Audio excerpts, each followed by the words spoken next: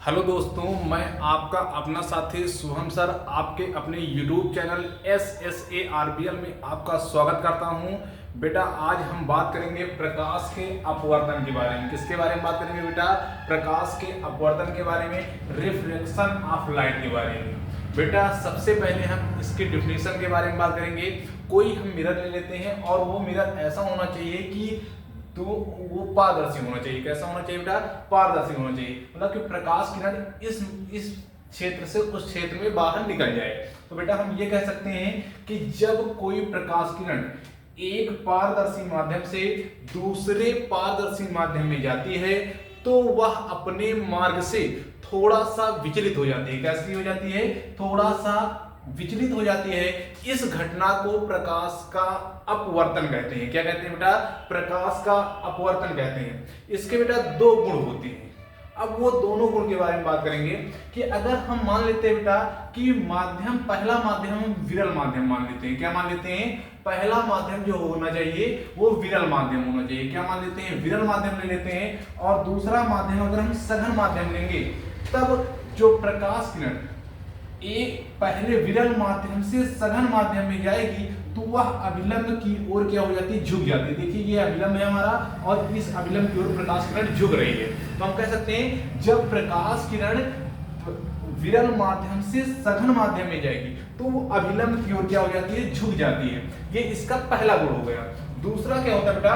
अगर हम इस माध्यम को सघन माध्यम मान लेते हैं। क्या मान लेते हैं? सघन माध्यम मान लेते हैं। तो जब ये माध्यम सघन हो गया और ये माध्यम विरल हो जाएगा तो हम अगर प्रकाश किरण को सघन माध्यम से विरल माध्यम में ले जाएंगे, किस में ले जाएंगे? सघन माध्यम से विरल माध्यम में ले जाएंगे तो जो प्रकाश किरण होगी वो अभिलंब से क्या हो जाएगी? दूर हटेगी। कैसे हटेगी?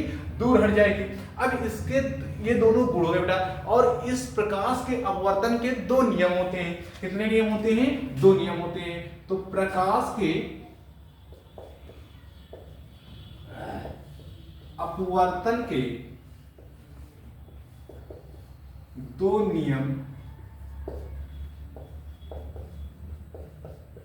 होते हैं बेटा।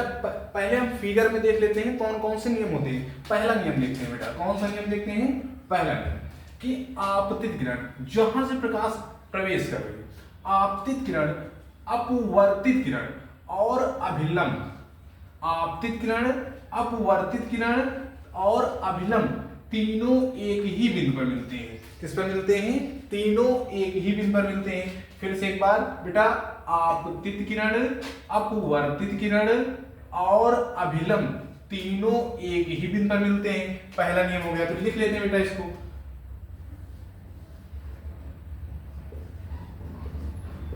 आपतित किरण, अपवर्तित किरण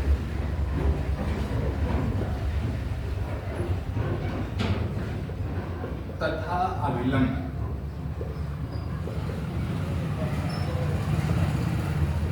तीनों एक ही बिंदु पर